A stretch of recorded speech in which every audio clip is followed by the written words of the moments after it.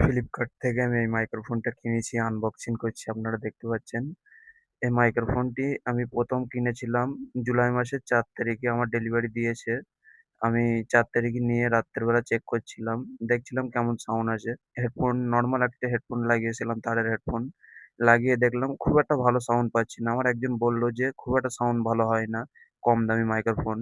নিতে গেলে ৫,০০০-৬,০০০ টাকা নিতে হবে।" আমি নিয়েছিলাম এটা ৳২,০০০ টাকায়। ওইজন্য আমি ভাবছিলাম যে রিটার্ন করে দেবো, রিটার্ন অপশন আছে। এবার ৫ তারিখে আমি দুপুরবেলা রিটার্ন করে দিয়েছিলাম। এবার ১১ তারিখে জুলাই মাসের ১১ তারিখে নিয়ে যাবে। রিটার্ন অপশন দেখাচ্ছে যে ১১ তারিখে নিয়ে চলে যাবে। এবার আমি দেখলাম যে ৫ তারিখে রাত্রের বেলা মনে করলাম যে একবার চেক করে দেখি ভালোভাবে। এবার ৫ তারিখে রাত্রের বেলা সেটিং করলাম খুব সুন্দরভাবে। সেটিং করার পরে এবার জ্যাক-ট্যাক গুলো সব যেভাবে লাগালাম। লাগানোর পরে দেখলাম যে কেমন সাউন্ড আসে। সাউন্ড-টাউন্ড গুলো ঠিকঠাক করে নিয়ে একটি গজল বললাম, আমার বন্ধু-বান্ধবরা গজল বলল।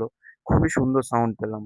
অনেকে বলে যে খারাপ মাইক্রোফোন, এমনি শখিংনির জন্য, দেখানোর জন্য ঠিক আছে, YouTube এ ভিডিও করার জন্য এসব মাইক্রোফোন রাখা যায়।